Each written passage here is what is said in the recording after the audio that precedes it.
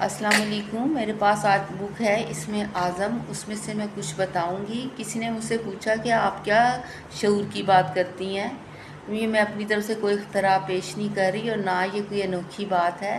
दरअसल मुसलमानों के साथ अलमिया ये है कि हम सब मुर्दा परस्त कौम है। हम ज़िंदगी में किसी की तारीफ़ नहीं करते, ये आम चलन है, ये नहीं कि कोई ख़ास बात है। हज़रत शाह वलील्लाह ने सबसे पहले बताया कि इंसानी जिस्म के साथ एक रोशनियों का जिस्म चिपका हुआ है, लेकिन हमने यकीन नहीं किया। और यही बात अब आपको मगरिब ने बता दिया, ओरा का बता दिया, तो आपने यकीन कर लिया है। अगरचे वो बहुत कम ओरा के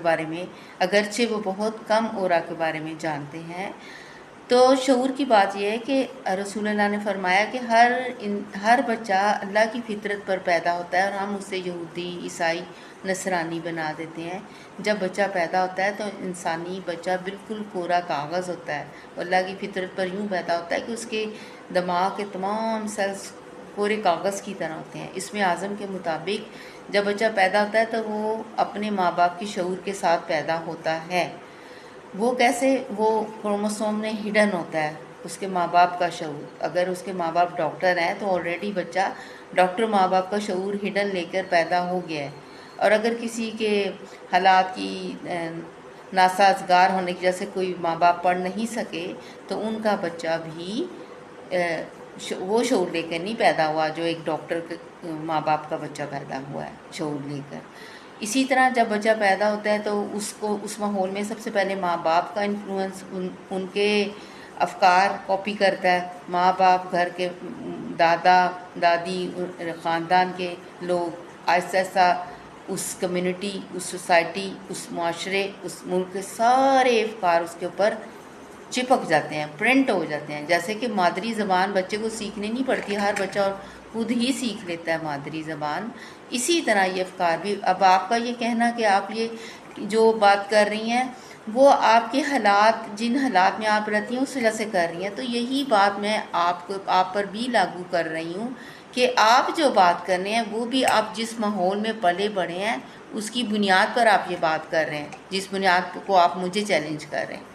इसी तरह कुरान पाक में फरमाया कि कहते हैं कि हम अपने आबा के चलन कैसे छोड़ें। मसला कहने का मतलब यह समेत मेरे भी, हमारे आबा को इतने अनोखे नहीं थे कि हम उनके चलन ना छोड़ें या हमें सासे वो बर्तरी का शिकार हों कि हमारे आबा तो बड़े ख़ास थे।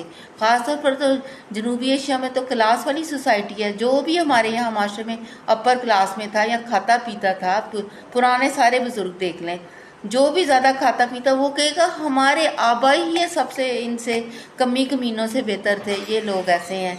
इस तरह की तो सोच है। तो आपने किसी नए ख्याल को कहाँ अपने ज़हन में लाना है। इसमें आज़म किताब के मुताबिक हर इंसान के दिमाग में 2 खरब सेल हैं। ये 2 खरब सेल में करंट दौड़ती है और इन करंट के दौड़ने से ये एक लंबा चैप्टर है, ये अलबत्ता डिस्कस किया जा सकता है। इससे फिर वो ज़िंदगी स्टार्ट होती है तो बच्चा सब कुछ कैरी करना शुरू हो जाता है। कुरान भी यही कह रहा है कि अपने आबा के चलन पर इतना क्यों नहीं छोड़ सकते ये आबा का चलन। हम भी यही हैं कि ये तो खैर से सोसाइटी अभी पीछे जो चल रही है हमारे साथ, हमारे बड़े ये तो देख के ही वो फ्यूडल और जागीरदाराना ज़ातपात की सोसाइटी बचपन से ये सोच लेके उठे हैं कि हम खाते पीते हैं तो अगले कमीन है, इनकी सोच ऐसी होगी। हम खाते पीते लोग, हम अरफा लोग, हमारी ऊंची ज़ात, सब झूठ है, कुछ भी नहीं है, सब झूठ है।